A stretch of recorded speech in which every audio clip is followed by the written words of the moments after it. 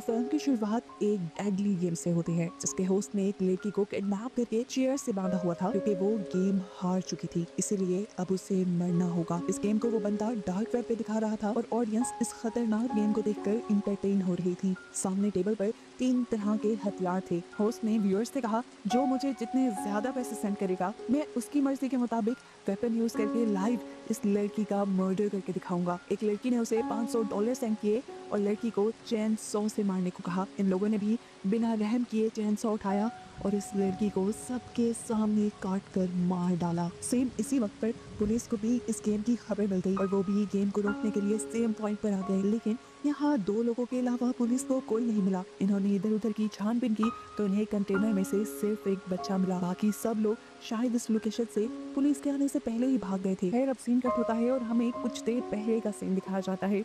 Ben थका हारा अभी घर आया ही था कि उसे खबर मिली कि उस आदमी ने दोबारा से वो गेम शुरू कर दी है। खबर सुनते ही वो फौरन पुलिस स्टेशन पहुंचा जहां डार्क वेब पर बैठ कर सारे ऑफिसर्स वो गेम देख रहे थे, उसी प्रेजेंटर की जिसे ये अभी तक सक्सेसफुली ट्रैक नहीं कर पाई। गेम में उसने 2 लोगों को किडनैप करके रखा हुआ था और जबरदस्ती वो उन दोनों से रॉक पेपर सीजर खिलवाता है। ये दोनों जानते थे कि इस खेल के बाद इनकी जान चली जाएगी। ये दोनों जब नहीं खेलते तो इन्हें टीजर गन से शॉक दिया जाता है। दोनों जब गेम खेलते हैं तो लड़की हार जाती है, जिसकी वजह से अब उसको मार दिया जाना था। ये वही सीन था जिसे मूवी के स्टार्ट में ही दिखा दिया गया है कि कैसे के लोग इस लड़की को चैन सौ से मार देंगे। ये सब देखते हुए बेन फौरन अपनी साइबर सिक्योरिटी के पास जाता है और उसे प्रेजेंटर को ट्रैक करने को कहता है। पर बुरी खबर ये मिलती है कि प्रेजेंटर तो ऐसा सिस्टम यूज कर रहा है जिसकी वजह से पुलिस भी उसे ट्रैक नहीं कर पा रही। हर मर्तबा उसकी ट्रैक हुई लोकेशन गलत मिलती है और वो बच जाता है, जिसकी वजह से हर गुजरते वक्त के साथ साथ वो मासूम लोगों की जान लेने पे तुला हुआ है।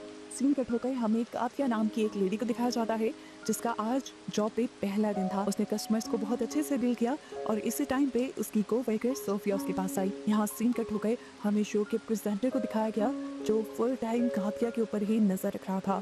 कातिया के साथ उसने 3 और लोगों पर भी नजर रखी हुई थी, शायद वो इन तीनों को ही किडनैप करके अपना शिकार बनाने वाला था। यहाँ पर हम बेन को देखते हैं जो अभी भी उस प्रेजेंटर के पुराने शो को देख रहा है। बैकग्राउंड पे उसे कुछ लोग दिखाई देते हैं और जब वो उनके बारे में इन्वेस्टिगेट करता है तो उसे पता चलता है कि इन लोगों का भी किडनैप हुआ था।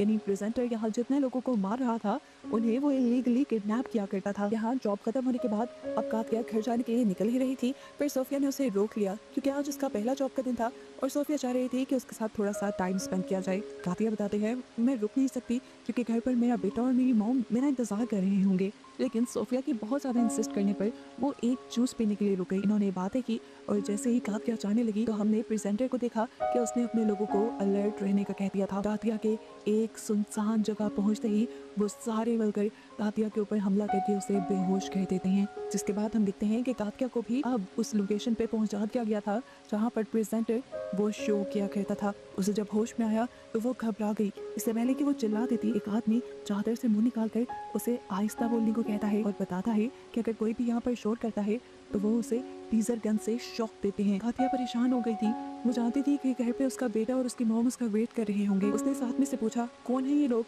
जिन्होंने हमें यहाँ पर बांध रखा है। वो आदमी बताता है कि इस बारे में मुझे भी ज्यादा नहीं पता, मुझे भी अभी किडनैप करके लाया गया है और होश में आने पर जब मैं बोलने लगा तो मुझे टीजर गन से शॉक दे दिया। इन्होंने देखने को मिला कि अब प्रेजेंटर ने इन लोगों की किडनैपिंग की वीडियो भी अपने अकाउंट पर पब्लिश कर दी थी। ये देखकर बहन बहुत ही ज्यादा गुस्से में आ गया और उसने अपनी टीम से कहा कि इन सारे लोगों की इंफॉर्मेशन निकालो, ये लोग कहाँ कहाँ काम करते थे और कहाँ कहाँ से इन्हें किडनैप किया गया। बहन बुरी तरह इस केस में फंस गया था, कहीं पे भी उसे कोई सुराग नहीं मिलता था जहाँ जाकर वो प्रेजेंटर को पकड़ पाई। अब उसके दिमाग में केस को सॉल्व करने का एक आइडिया आता है। वो एक ऐसे कैदी के पास जाता है जिसे उसने ही अरेस्ट किया था एक डार्क वेब वाले केस पे।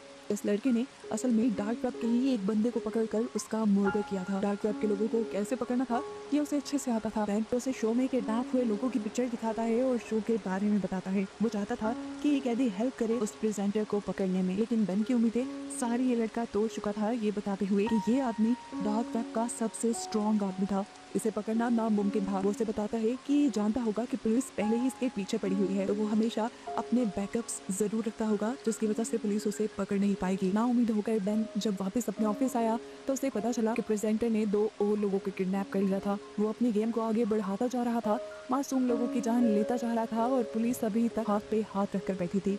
सीन कट होकर दिखाया जाता है कि प्रेजेंटर ने अपना दूसरा शो भी शुरू कर दिया था। इस मर्तबा उसके शो में बहुत सारे कंटेस्टेंट थे। उसने गाथिया को भी यहाँ पे बुलाया और सभी कंटेस्टेंट के सामने एक गन रख दी। उसने व्यूअर्स को बताया कि आज की गेम बहुत मजेदार होने वाली है। इस गन में सिर्फ एक ही गोली है और ये 6 कंटेस्टेंट हैं। जिसकी किस्मत बुरी होगी वो मारा जाएगा। गेम स्टार्ट हो जाती है। कंटेस्टेंट को बताया जाता है कि उन्हें गन सर पे रख के उसका ट्रिगर दबाना है। बारी बारी सब ने ट्रिगर दबाना शुरू किया। गाथिया जब गोली चलाती है तो उसकी बंदूक में गोली नहीं थी, लेकिन जैसे ही एक दूसरे कंटेस्टेंट ने ट्रिगर दबाया तो गोली चल गई और उसका दिमाग फट गई। वो वहीं मारा गया। एक तीसरे कंटेस्टेंट की गोली की जगह एक फ्लैग बाहर निकला था और उन्हें बताया कि ये इंसान भी गेम हार चुका है और इस तरह से ये लोग अपने ऑडियंस की ख्वाहिश के मुताबिक मारने वाले थे। ऑडियंस में से दोबारा एक लड़की ने $500 सेंड किए और उस आदमी को ब्लीच देकर मारने का कहा। सबसे ज्यादा पैसे ही उसने दिए थे तो उसकी बात मानी गई और आदमी को ब्लीच पिला दिया गया, जिससे उसके अंदर के सारे ऑर्गन्स फट गए और वो मारा गया।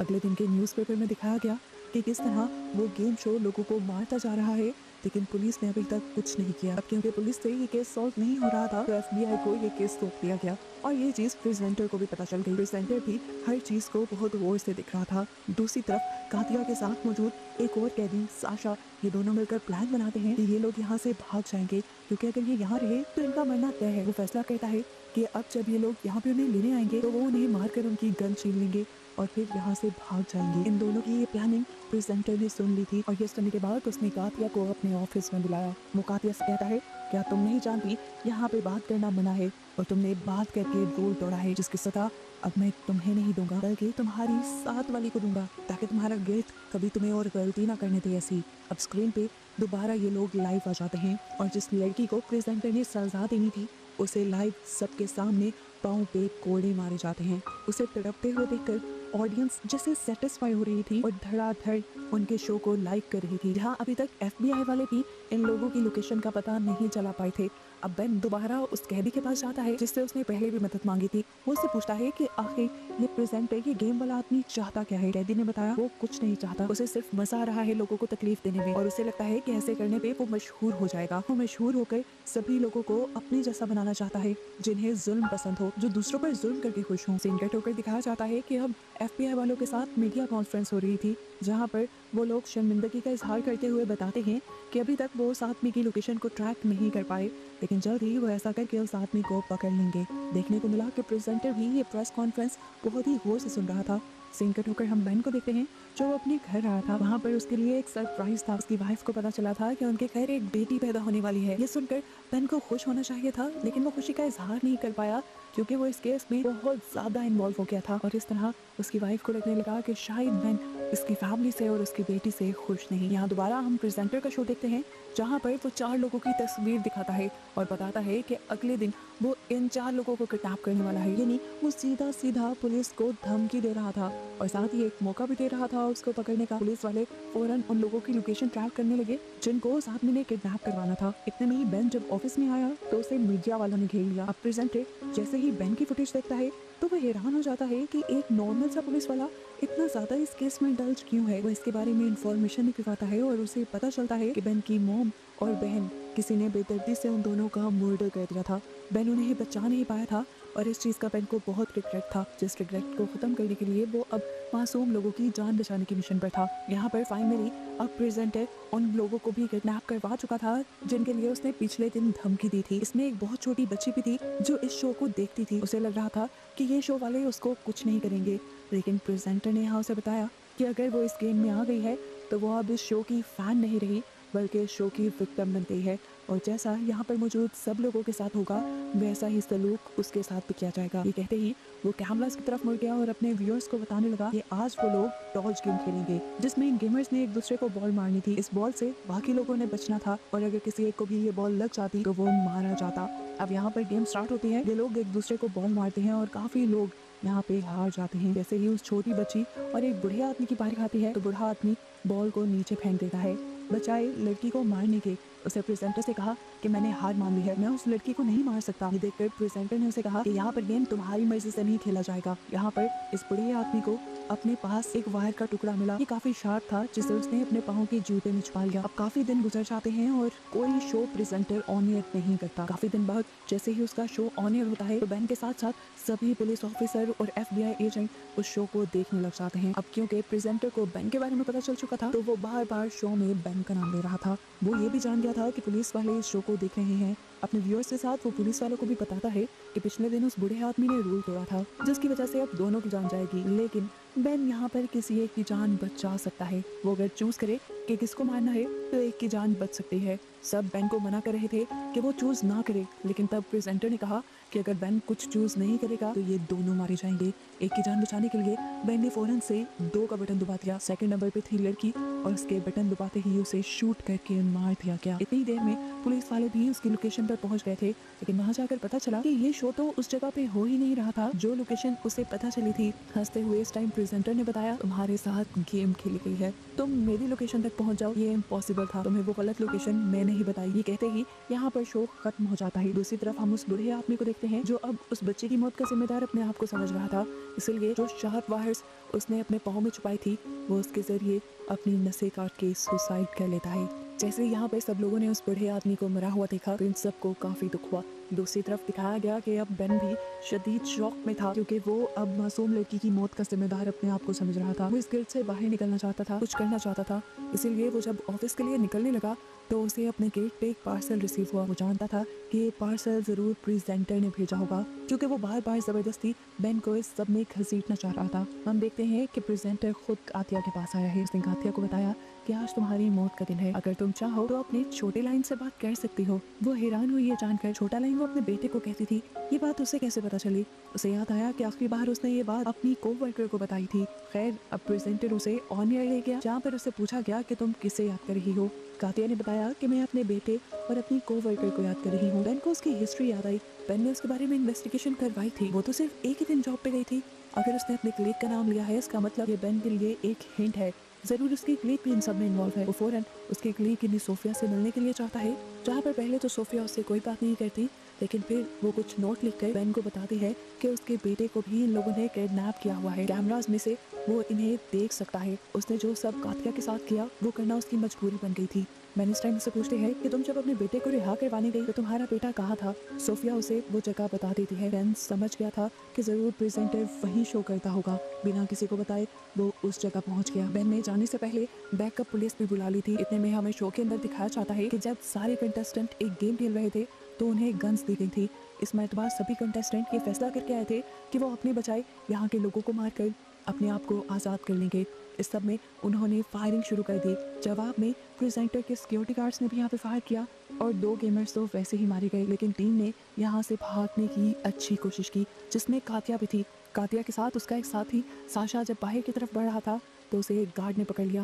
कातिया उसे बचाने के लिए रुकी, लेकिन साशा ने कह दिया तुम भागो, तुम यहाँ से निकलो और पुलिस को इस लोकेशन के बारे में बताओ। वो यहाँ से निकलने वाली थी, इतने में बेन उससे टकरा गया। कातिया को घबराए देखकर उसने कातिया को तसल्ली दी कि अभी बैकअप पुलिस भी यहाँ आ रही है और सब चीजें नॉर्मल हो जाएंगी। बेन अब कातिया को छुपाकर आगे की तरफ बढ़ता है। प्रेजेंटर इस टाइम एक रूम के अंदर बैठा हुआ था। उसे देखकर प्रेजेंटर ने उससे कहा, अगर हिम्मत है तो चलाओ मुझ पर गोली। बेन ने अभी जरा नहीं सोचा और फौरन उसे शूट करके मार दिया। और जैसे ही वो उसके पास गया तो मास्क उतारने पर पता चला कि यहाँ पर प्रेजेंटर था ही नहीं। यहाँ पर इस टाइम एक मासूम लड़की को जाल में फंसा कर बिठाया गया था और प्रेजेंटर उसके आने से पहले ही यहाँ से निकल चुका था। ये सब लाइव शो में चल रहा था और शो के व्यूअर्स ये देखकर हंसने लग जाते हैं और बेन का बहुत मजाक बन जाता है। दिखाया जाता है कि अब पुलिस यहाँ पर आ चुकी थी। उन्होंने कातिया को तो रेस्क्यू कर लिया, लेकिन यहाँ पर कोई और उन्हें नहीं मिला। बाहर प्रेजेंटर की वाइफ उसका इंतजार कर रही थी। प्रेजेंटर गाड़ी में बैठा और गाड़ी चलाकर उसकी वाइफ यहाँ से उसे दूर ले गई और हमें पता चला कि प्रेजेंटर की वाइफ और कोई नहीं बल्कि सोफिया ही थी। और सोफिया ने ही बेन को फंसाने की ये पूरी प्लानिंग की थी प्रेजेंटर के साथ मिलकर। मूवी के पोस्ट क्रेडिट सीन में हमें दोबारा प्रेजेंटर को दिखाया जाता है जो आज ऑन एयर आया था। उसने सबको बताया कि वो सीजन 2 लेके आने वाला है इसी शो का, जो सुनकर उसके व्यूअर्स बहुत ज़्यादा एक्साइटेड हो जाते हैं और पुलिस के लिए एक नया चैलेंज सामने आ जाता है। और बस इसी को दिखाते हुए ये कहानी यहाँ खत्म हो जाती है।